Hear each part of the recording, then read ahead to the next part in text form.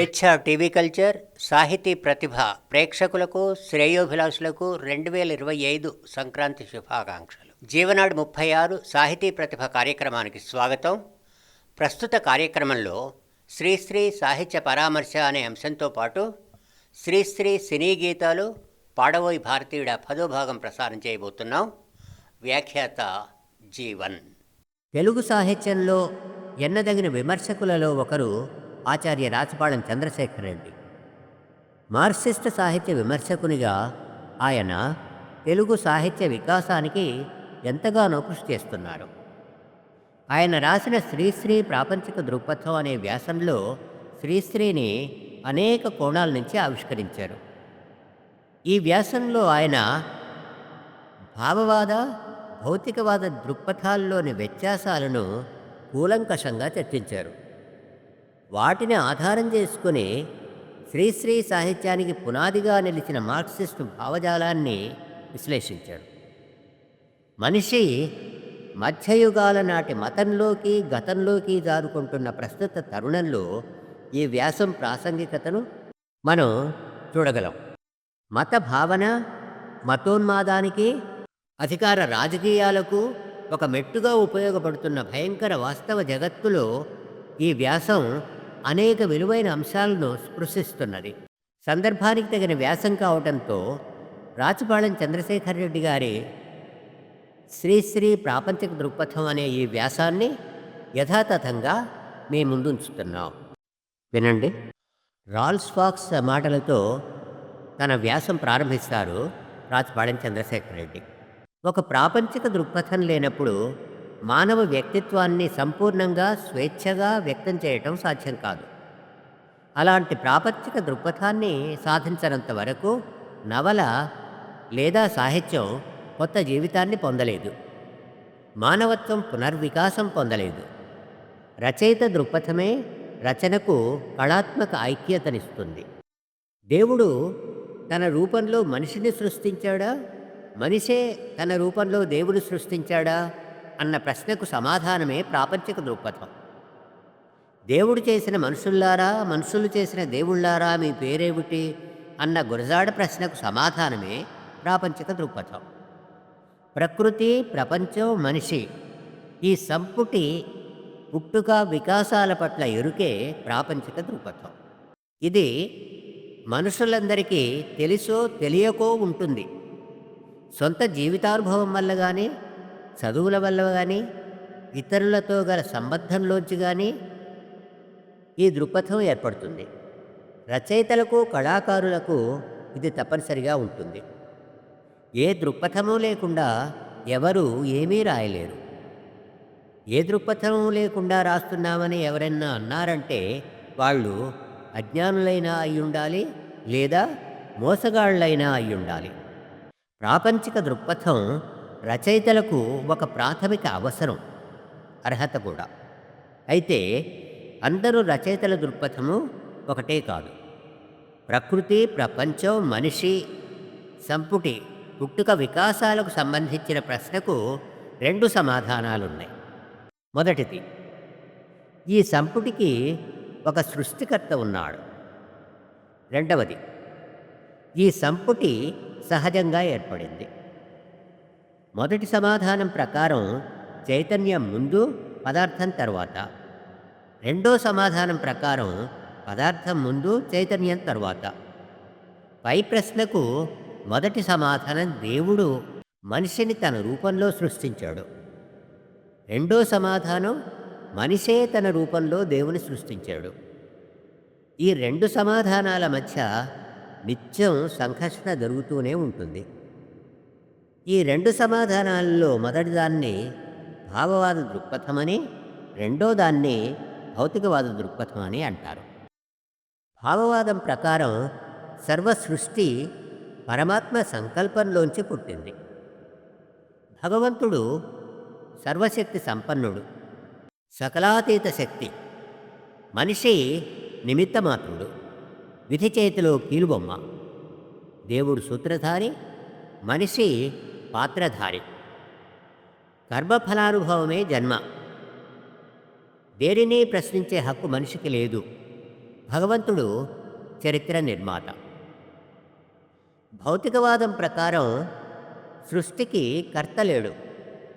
ప్రకృతిలో వచ్చిన కదలికలతో సర్వ సృష్టి జరిగింది. ప్రకృతిలో వచ్చిన పరిణామాల్లోంచి మానవుడు ఉద్భవించాడు. మనిషే చరిత్ర నిర్మాత. సూత్రధారి, పాత్రధారి మానవుడే. కర్మ అనేక జన్మలు అబద్ధం. కర్మ ఓ దోపిడి సిద్ధాంతం. అన్ని మత గ్రంథాలు, పురాణాలు మొదటి వాదాన్ని చెబుతాయి. ఆధునిక వైజ్ఞానిక శాస్త్రాలు రెండో వాదాన్ని చెబుతాయి. ప్రాచీన కాలంలోనూ ఈ రెండో వాదం కూడా ఉంది. ఆధునిక కాలంలో ఈ భావన స్పష్టమైంది. పోతనామాచిన పద్యం వినండి. ఎవ్వని చే జనించు జగమెవ్వని లోపల నుండు లీనమై ఎవ్వని యందుడెందు పరమేశ్వరుడెవ్వడు మూల కారణమెవ్వడు అనాది మధ్యలయుడెవ్వడు సర్వము తానే అయిన వాడెవ్వడు వానిన్ ఆత్మభవున్ ఈశ్వరున్ నే శరణంబు వేడెదన్. ఇది మొదటి వాదం, భావవాదం. ఇక రెండో వాదం చూడండి. భూమిలోన బుట్టు భూసారమెల్లను తనువులోన బుట్టు తత్వమెల్ల శ్రమములోన బుట్టు సర్వంబు తానవును విశ్వదాభిరామ వినురవేమ. ఇది భౌతికవాదం. మొదటి వాదం వైపు మొగ్గు చూపిన రచయితది భావవాద ప్రాపంచిక దృక్పథం. రెండో వాదం వైపు మొగ్గిన రచయితది భౌతికవాద ప్రాపంచిక దృక్పథం. భావవాద రచయితలు సారాంశంలో పాలకవర్గ రచయితలుగా ఉంటారు.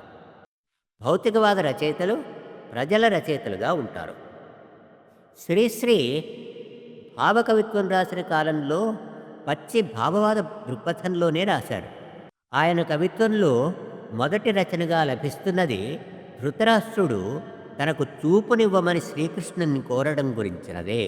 ఓ మహాత్మ, త్వదీయ మహోన్నత ప్రభావమింతని తెలుపనే వారితరము దివ్యలోచనములు ప్రసాదింపుమయ్యా. ప్రభవలో ప్రళయ నర్తనము మొదలైన కవితల్లో శ్రీశ్రీ భగవంతుని అనేక రకాలుగా కీర్తించారు. 1933లో అభ్యుదయ కవిత్వ రచన ప్రారంభించే నాటికి ఆయన ప్రాపంచిక దృక్పథం మారింది. కవిత్వం వస్తురూపాల మార్పులతో పాటు భౌతిక దృక్పథం అలవడటంతో శ్రీశ్రీ మనిషి కవి అయ్యారు. 1937 నాటి మిథ్యావాది కవిత నుండి 1982 నాటి ఉగాది గీతం దాకా అనేక కవితల్లో శ్రీశ్రీ తన భౌతికవాద ప్రాపంచిక దృక్పథాన్ని చాటుతూ వచ్చారు. ఆయన ప్రాపంచిక దృక్పథాన్ని ప్రదర్శించే కవితలివి. మొదటిది 1937లో వచ్చిన మిథ్యావాది. రెండవది 1938లో వచ్చిన మానవుడు. మూడవది 1947లో వచ్చిన మహాసంకల్పం. నాలుగవది 1968-78 మధ్య వచ్చిన సదసత్ సంశయం. ఐదవది 1970లో వచ్చిన నిన్నటి జట్కావాలా.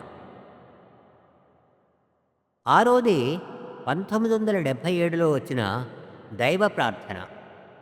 ఏడవది 1982లో వచ్చిన ఉగాది గీతం. 8 1969లో వచ్చిన ప్రజలో కొన్ని ప్రశ్నలకు జవాబులు. 1937 నాటి మిథ్యావాది కవితలో శ్రీశ్రీ శంకరాచార్యులు ప్రచారం చేసిన మాయావాదాన్ని నిలదీశాడు. జగత్ మిథ్య పరం సత్యం అనే వాదాన్ని శ్రమ, ఉత్పత్తి అనే కళ్ళ ముందు కనిపించే వాస్తవాలను ఆధారం పెట్టుకుని శ్రీశ్రీ ప్రశ్నించారు, ప్రతిఘటించారు.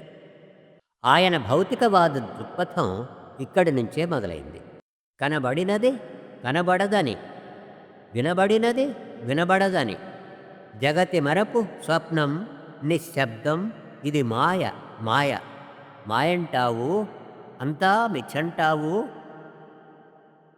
జమీందారు రోల్స్ కారు మాయంటావు, బాబు ఏమంటావు, మహారాజు మనీ పర్సు మాయంటావు, స్వామి ఏమంటావు, మర ఫిరంగి విషవాయువు మాయంటావు, ఏమంటావు, పాలికాపు నుదుటి చెమట, కూలివాని గుండె చెరువు, బెచ్చగాని కడుపు కరువు, ఏమంటావు అని భౌతిక జగత్తును మిథ్యగా ప్రచారం చేయటాన్ని శ్రీశ్రీ నిలదీశారు.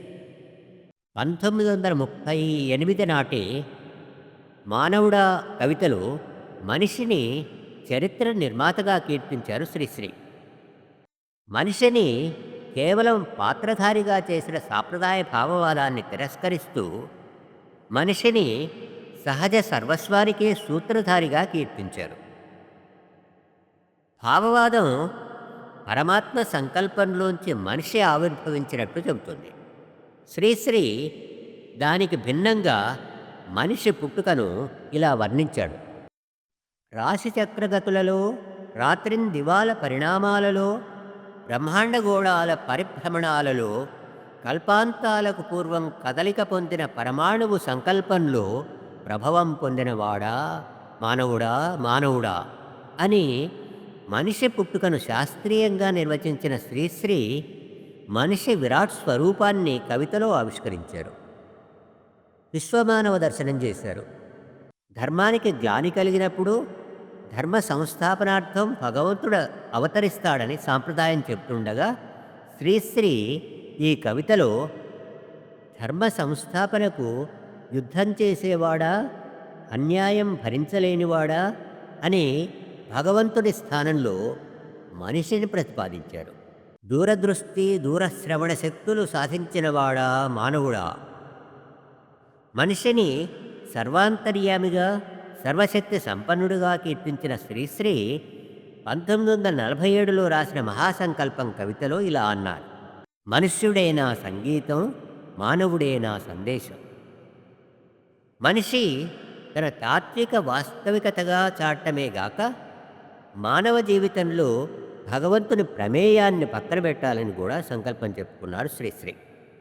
భగవంతుని ప్రార్థించిందికి బహుశా ఇది సమయం కాదు, పాతవి గుబాళించిందికి బహుశా ఇది సమయం కాదు. స్వాతంత్రానంతరం శ్రీశ్రీ ఉజ్వలమైన మానవీయమైన భారతదేశ నిర్మాణం జరగాలని, అది మనిషి కేంద్రంగా ఉండాలని కోరుకున్నారు. ఈయన ఈ అభిప్రాయాన్ని ఆయన చివరిదాకా కొనసాగిస్తూ మతభావాలను ధిక్కరిస్తూ వచ్చారు. 1982 నాటి ఉగాది గీతం కవితలో ఇలా అన్నారు: మానవాతీత శక్తుల మీద నాకు నమ్మకం లేదు, మానవుడే నా మతం, మానవత్వం సమానత్వమే నా గమ్యం, అది సాధించటానికే పూరించాలి విప్లవ శంఖం, మోగించాలి విజయ దుందుభి. 1970ల నాటి నిన్నటి జట్కావాలా కవితలో శ్రీశ్రీ జట్కావాలా భగవంతుని అతని అవసరాన్ని ఏడ్చుకుంటున్నట్లు కవికి చెప్పిన జట్కావాలా వెంటనే తేరుకొని ఇలా అన్నాడు: ఏడిస్తే నాబన్నేదని విరమించేసుకున్నాను, ఎద్దులాగా ఎక్కడెక్కడో తిరిగాను, ఎదిరాదారి భగవంతుడా అనుకుంటూనే. ఎక్కడున్నాడాడు? సింహాచలం కోవిల్లోనా, సింతశెట్టు శివర్లోనా, దరగా కొండ మీదనా, జ్ఞానాపురంలోనా, ఎక్కడున్నాడు? ఉంటే ఏటి చేస్తున్నాడు? అబ్బో రబ్బా, నాలాంటోళ్ళని రక్షించడమే ఆడి పనా? అసలు ఆడంటూ ఉన్నాడా? ఉంటే మాత్రం ఆడెవడు నన్ను రక్షించడానికి? అప్పుడప్పుడాన్ని తలుసుకుంటాను గాని అదో పిరికితనం. మనిషిలోని భయం వల్లనే దైవభావన కొనసాగుతుందని శ్రీశ్రీ చెప్పాడు. మతం మూలాన్ని తాను స్వయంగా చెప్పటం, తన పాత్రలతో చెప్పించటం మాత్రమే గాక శ్రీశ్రీ తన భౌతికవాదాన్ని భగవంతుడితోనూ చెప్పించటం మరో విశేషం. మనిషి ఆలోచనలో పరిపక్వత వస్తే తాను ఉండనని భగవంతుడితో చెప్పించిన శ్రీశ్రీ స్వచ్ఛమైన భౌతికవాది. 1970లో శ్రీశ్రీ రాసిన దేవుడి స్వగతం కవిత వినండి. నేను దైవాన్ని, నేను సత్యాన్ని, దైవాన్ని నేను మాట్లాడుతున్నాను, మానవుణ్ణి నేను సృష్టించలేదు, మానవుడే నన్ను సృష్టించాడు, అతని మనసు నన్ను సృష్టించింది, నాకు ఆకారం లేదు, వయస్సు లేదు, నేను ఆడా కాదు, మగా కాదు. నేను దైవాన్ని, నేనే కాలాన్ని, నేనే సత్యాన్ని. మరణాన్ని మానవుడు జయిస్తే, కాలాన్ని మానవుడు జయిస్తే, తన మనస్సునే మానవుడు గెలిస్తే అప్పుడు నేను లేను. ఈ కవిత మనిషి తన బలహీనతల్లోంచి, అజ్ఞానంలోంచి భగవంతుడు సృష్టించుకున్నాడు అన్న శాస్త్రీయ సత్యాన్ని చాటుతున్నది. దేవుని పేరు మీద భారతదేశంలో జరిగే ఘోరాలు అన్నీ ఇన్నీ కావు. ఇటీవల మన మాధ్యమాలు, మత సంస్థల గుట్టు రట్టు చేస్తున్నాయి. భగవంతుని నగలు దొంగిలించే పూజారులున్న దేశం మంది. శ్రీశ్రీ దైవ ప్రార్థన అనే కవితలో ఈ పరిణామాలను ఎద్దేవా చేశారు. ఏడుకొండలవాడ గోవింద బస్సు ప్రమాదం, ఐదు కొండలవాడ గోవింద హుండీలో నల్లడబ్బు, ఒంటికొండవాడ గోవింద తిరుమల తిరుపతిని వెగిలించు, ఏడో కొండ మీద ఎర్రజెండా ఎగిరించు. ఇప్పటిదాకా మనం చర్చించుకున్నదంతా శ్రీశ్రీ ప్రాపంచిక దృక్పథంలో ఒక ఎత్తైతే, ఆయన రాసిన సదస సంశయం కవిత ఒక్కటి ఒక ఎత్తు. ఈ కవితను శ్రీశ్రీ 3 దఫాల్లో రచించారు. 1952లో 3 ఖండికల్ని, 1968లో 7 ఖండికల్ని, 1978లో చివరి భాగాన్ని రచించారు. ఈ కవిత శ్రీశ్రీ తాత్వికాన్వేషణకు, ప్రాపంచిక దృక్పథ వికాసానికి సంకేతం. శ్రీశ్రీకి ఒక సందేహం వచ్చింది. ఈ సృష్టికి ఏమర్థం? మానవునికి గమ్యమేది? ఒక సకలాతీత శక్తి ఉన్నట్టా లేనట్టా? సముద్రాన్ని, ఆకాశాన్ని అడిగాడు. మహాకవుల గ్రంథాలను చదివారు. ముముక్షువుల బోధనల్ని స్మరించారు. యుగాలు గడిచిన ప్రశ్న ప్రశ్నలాగే మిగిలిపోయింది. ఆ భగవంతుడు కనిపిస్తే ఈ సృష్టిలోని వైరుధ్యాన్ని అడిగేద్దామనుకున్నాడు. మంచి చెడ్డలను కొలిచే మానదండమంట దైవం. ఈశ్వరుడొక్కడే సత్యం, ఇతర సమస్తం మిథ్యట.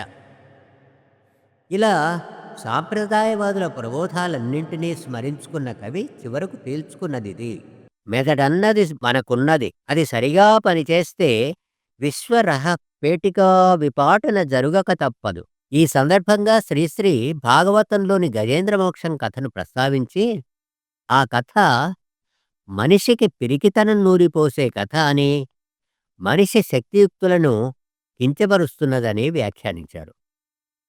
నా శక్తికి విలువ లేదు, నా యత్నం పనికిరాదు, దైవబలం ముందే అది అజేయము అజేయము.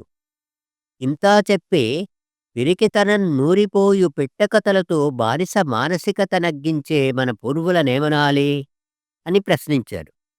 చివరికి మిథ్యావాదాన్ని కవి ఇలా పూర్వపక్షం చేశారు: సృష్టినే నిరాకరించు, మిథ్యావాదం చొప్పున సృష్టికర్త కూడా లేడు అనవచ్చును గదా. చప్పున బ్రహ్మ నిజం, జగం మిథ్య అనే మాట కాదంట. సృష్టి ఉంది, కర్త లేడు, దానికెదురు లేదంట. మనిషి క్రమక్రమంగా ప్రకృతి రహస్యాలను ఛేదిస్తూ తానే సర్వశక్తి సంపన్నుడై నిలుస్తాడని కవిగా శ్రీశ్రీ తేల్చి చెప్పారు. శ్రీశ్రీ లాంటి కవుల మాటలను అనుసరించి భారతదేశాన్ని దాస్యదేశంగా గాక నిజమైన లౌకిక దేశంగా మార్చుకున్నప్పుడే దేశంలో శాంతి నెలకొంటుంది. సామాజిక విముక్తి ఉద్యమాలలో ఆధ్యాత్మిక విముక్తి కూడా భాగం కావాలి. ఇది రాచపాడెం చంద్రశేఖర్ రెడ్డి శ్రీశ్రీ సాహిత్యంలోని మార్క్సీయ భావజాలాన్ని వివరించిన వ్యాసం. ఈ కార్యక్రమంలో శ్రీశ్రీ మనకందించిన మరికొన్ని సినీ గీతాలు వినండి. ముందుగా 1959లో విడుదలైన భాగ్యదేవత చిత్రంలోని మదిని హాయి నిండగా అనే పాట వినిపించబోతున్నాం. తాపీ చాణక్య దర్శకత్వం వహించిన ఈ సినిమాకు మాస్టర్ వేణు సంగీతం సమకూర్చారు. చిత్ర కథానాయికా నాయకులు మహానటి సావిత్రి, జగ్గయ్యలపై చిత్రించిన ఈ యుగళ గీతం ఘంటసాల, సుశీల శ్రావ్యంగా ఆలపించారు. ఆలకించండి ఆ పాట. మదిని హాయి నిండెగా. మదిని హాయి నిండెగా విపుడు చెంతనుండగా ఓ నేడే నాకు పండుగ. మనసులోని కోరిక మల్లె పూల మాలిక ఓ జీవితమే వేడుక.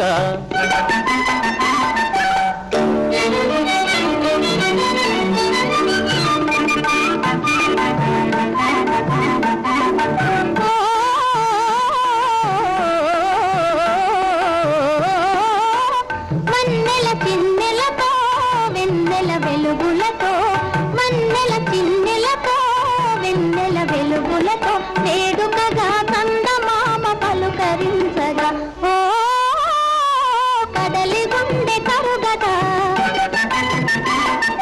మదిని హాయి నిండెగా నేడే నాకు పండుగ.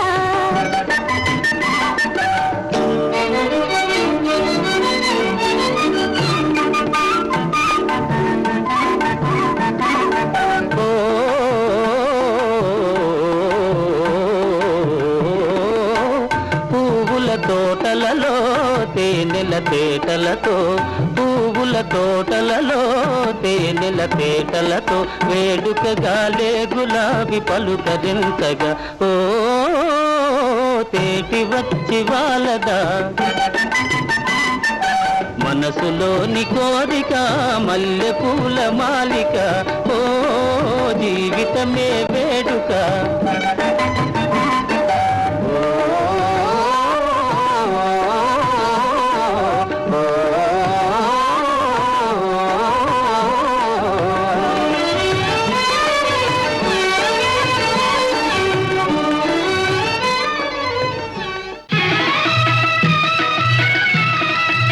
పంతొమ్మిది వందల 57లో వచ్చిన తోడికోడళ్ళు అనే సినిమాకు శ్రీశ్రీ పొద్దైన తిరుగకముందే అనే పాట అందించారు.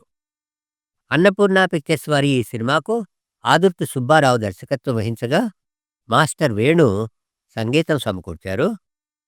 నర్తకి రాజసులోచనపై చిత్రీకరించిన ఈ పాటను జిక్కి ఆలపించారు. రాజసులోచన నర్తనం చూడండి.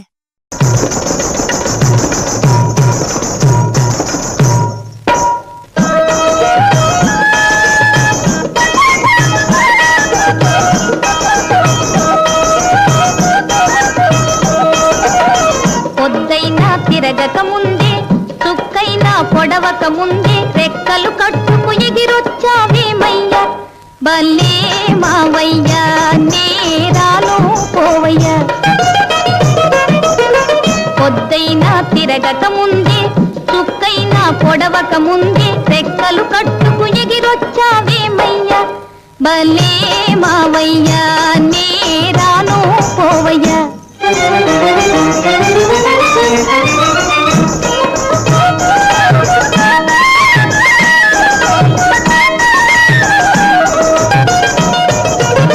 కిటికీ తీసి చిటికే వేసి అదిలించేవు నన్నడగొచ్చావు.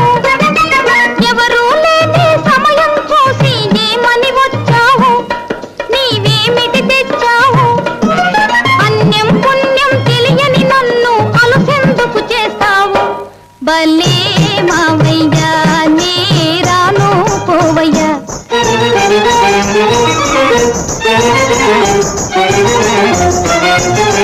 కనువిస్తే చాలు చిలిపితనాలు చూచెదవేళ నీ గుణాలు మానవిదేల.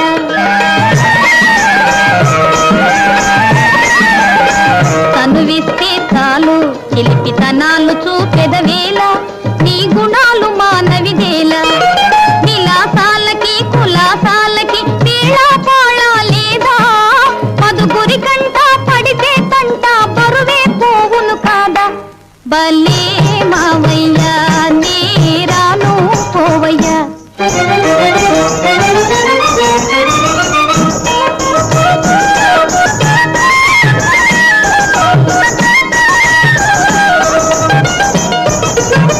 కడదాకా నిన్ను విడువను నేనని కబుర్లు చెప్పేవు ఏవో కథలే అల్లేవు.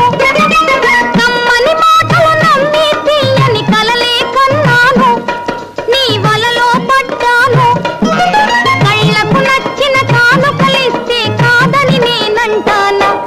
భలే మావయ్య నే రాను పోవయ్య నే రాను పోవయ్య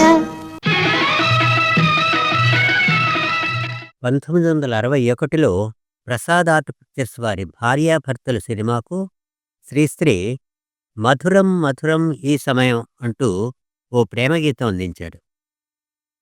ఏవి సుబ్బారావు నిర్మాతగా ప్రత్యేగాత్మ దర్శకత్వంలో వచ్చిన ఈ సినిమాకు సాలూరు రాజేశ్వరరావు సంగీతం సమకూర్చారు.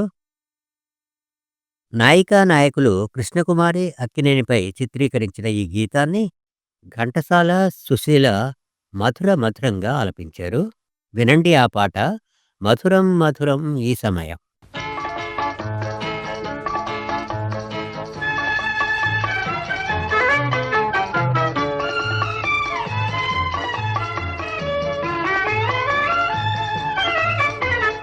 మధురం మధురం ఈ సమయం ఇక జీవితమే ఆనందమయం మధురం మధురం ఈ సమయం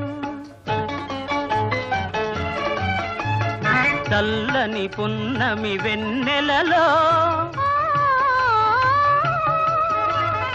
ఎన్నడు వీడని కౌగిలిలో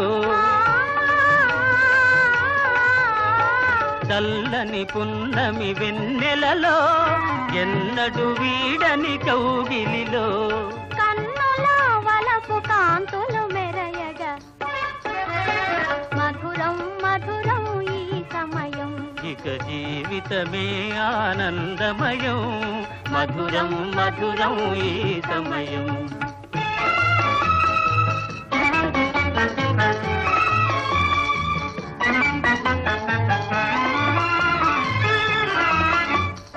కరగిపోయే పెను చీకటి పొరలు కరగిపోయే పెను చీకటి పొరలు తొలగిపోయే అనుమానపు తెరలు తొలగిపోయే అనుమానపు తెరలు పరిమళించే అనురాగపు విరులు పరిమళించే అనురాగపు విరులు అలరినే మనసు నందనవనముగా మధురం మధురం ఈ సమయం ఇక జీవితమే ఆనందమయం మధురం మధురం ఈ సమయం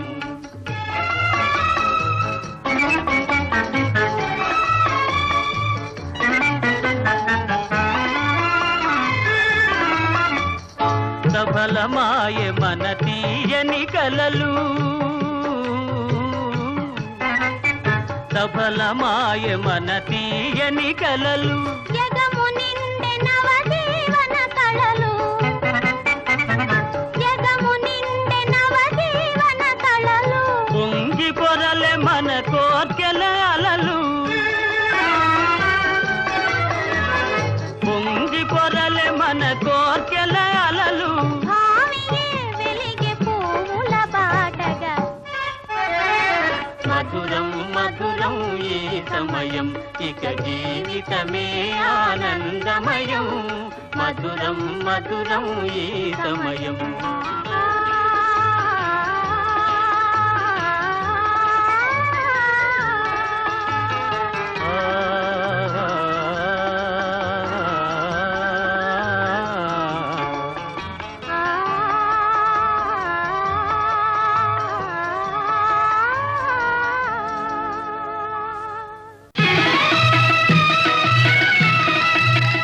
కార్యక్రమంలో చివరిగా 1983లో హిమా మూవీస్ పతాకంపై హిమబిందు నిర్మించిన ఎమ్మెల్యే ఏడుకొండలు అనే సినిమాకు దాసరి నారాయణరావు దర్శకత్వం వహించగా చక్రవర్తి సంగీతం సమకూర్చారు. ఈ చిత్రానికి శ్రీశ్రీ మహాప్రస్థాన గీతానికి కొన్ని సవరణలతో అందించారు. గుమ్మడి, సుజాత ఆర్ నారాయణమూర్తుల నాయకత్వంలో సాగే ఊరేగింపుకు మార్చింగ్ సాంగ్గా ఈ గీతం అందించారు. నేపథ్యగానం ఎస్పి బాలసుబ్రహ్మణ్యం, సుశీల బృందం. వినండి ఆ పాట.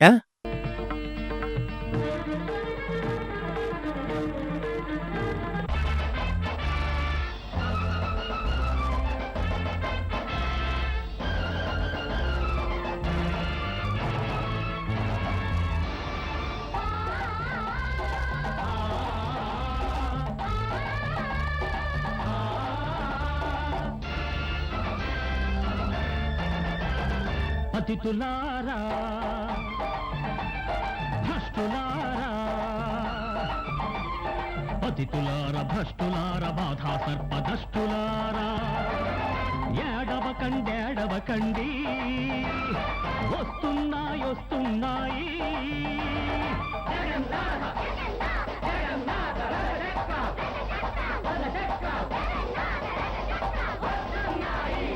జగన్నాథ రథ చక్రాల్ జగన్నాథ రథ చక్రాల్ వస్తున్నాయి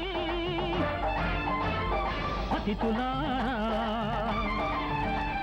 భ్రష్టులారా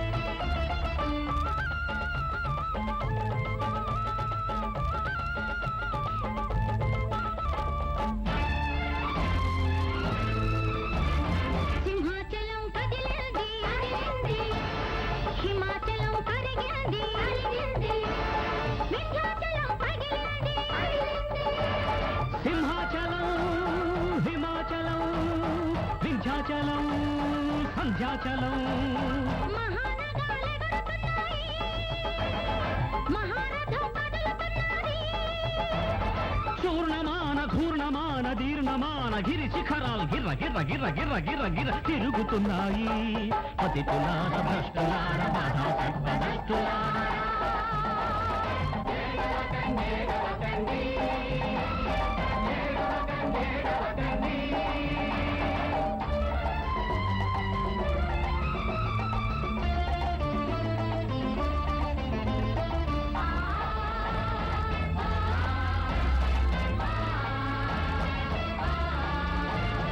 ఊరవతల నీరించిన చెరువు పక్క చెట్టు నీడా గోడలతో కుండలతో ఎటు చూస్తే అటు చీకటి అటు దుఃఖం అటు నిరాశ చెరసాలలు ఉరికొయ్యలు కాలువలో ఆత్మహత్య దగపడిన తమ్ములారా మీ బాధలు నేనెరుగుదును వడిలో కడుజడిలో పెనుచలిలో తెగనవసి కుములు మీ బాధలు మీ గాథలు అవగాహన నాకవుతాయి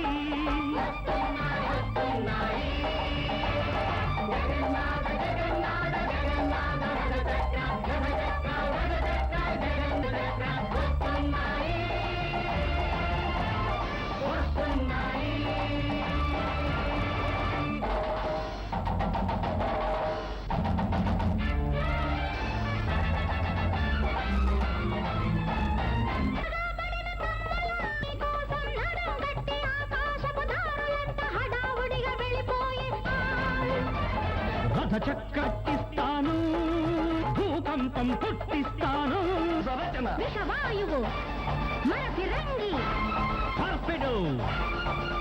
ఈ కార్యక్రమం ఇంతటితో సమాప్తం. వచ్చే వారం జీవనాడు 37 సాహితీ ప్రతిభ కార్యక్రమంలో ఇప్పపూలు గిరిజన సంచార తెగల కథా సంకలనం నుండి మరో ఆసక్తికరమైన కథ కొండ ఫలం వినిపించబోతున్నాం. కథా రచయిత్రి వాడ్రేవు వీరలక్ష్మీదేవి. అంతవరకు సెలవు. మీ జీవన్.